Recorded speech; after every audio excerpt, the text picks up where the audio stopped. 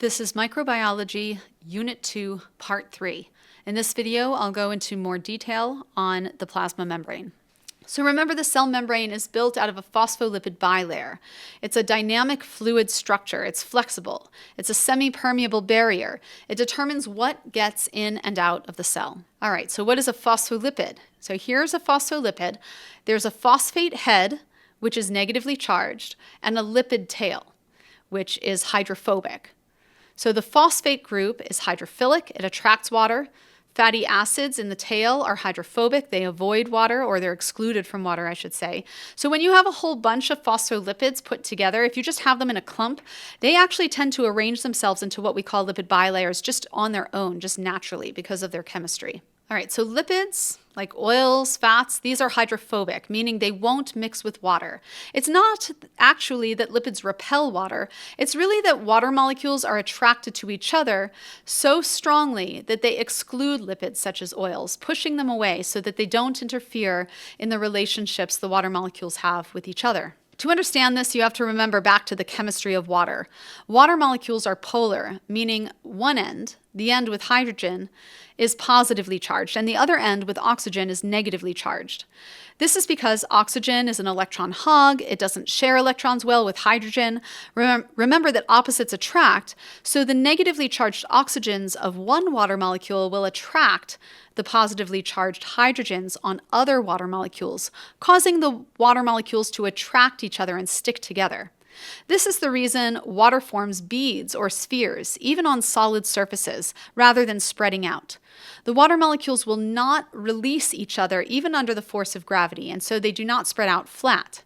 Watching water hit surfaces in slow motion really demonstrates this property of water. So I have this link here, and I'm including the video in your learning module and also in the playlist. In this video, you'll watch in slow motion what a water droplet does when it's dropped onto a bed of sand. And what you'll see is that it does spread out, but then it recoils into itself. And that's because of the attraction between the different water molecules.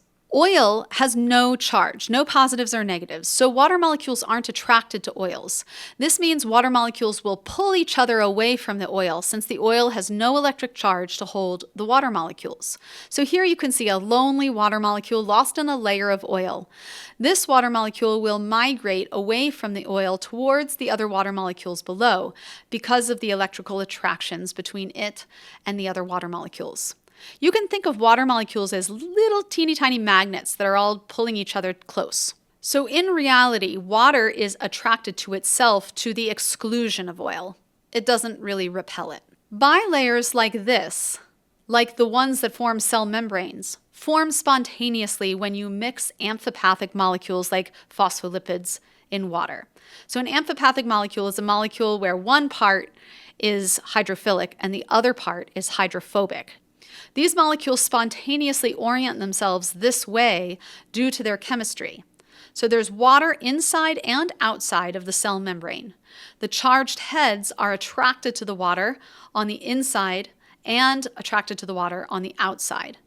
The oily, fatty tails face each other away from the water, creating a barrier between the inside and the outside of the cell. So again, this just happens naturally because of the chemistry of an amphipathic molecule. The heads are attracted to the water, and that naturally orients the tails, the hydrophobic tails, to be away from water. The cytoplasmic membrane is also selectively permeable.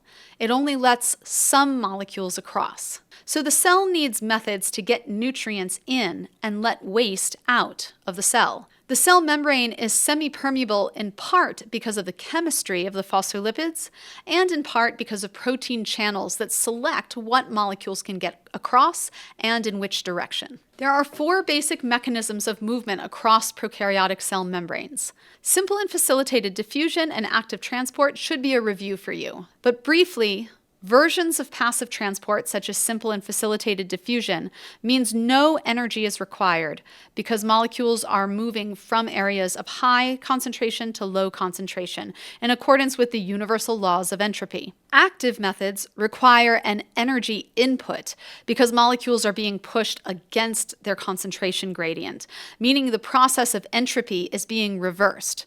Molecules are pushed from areas of low concentration to high concentration.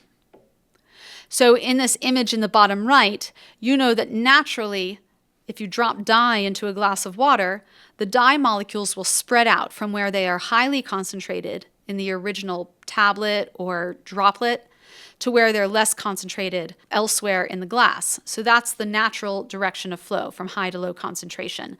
Active transport is reversing this. It would be as if you were reconcentrating the dye once it was spread out in the glass back into a pellet.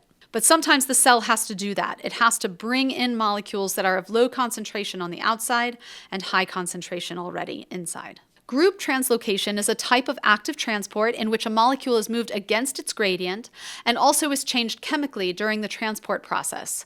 So it is no longer able to fit into the transport channel, preventing its escape in the wrong direction. This type of transport across the plasma membrane is unique to prokaryotes. The integrity of the plasma membrane is essential to cell survival, which means if you want to kill a pathogen, you'll be sure to kill it if you destroy the plasma membrane. Bleach works by disrupting the plasma membrane. So does the antibiotic colistin. But like bleach, this antibiotic will kill any kind of cell, including human, because all cells have a cell membrane. This is an antibiotic people take as a last resort when they are infected by a drug-resistant bacteria. Good antibiotics should target anatomical features that are unique to the pathogenic organism so that they do not damage the host cells as well. This is why you don't just drink bleach when you're trying to get rid of a bacterial infection. It may damage the bacteria, but it'll also be pretty damaging to you. All right, so the plasma membrane is in yellow, and just outside of that is the cell wall in red.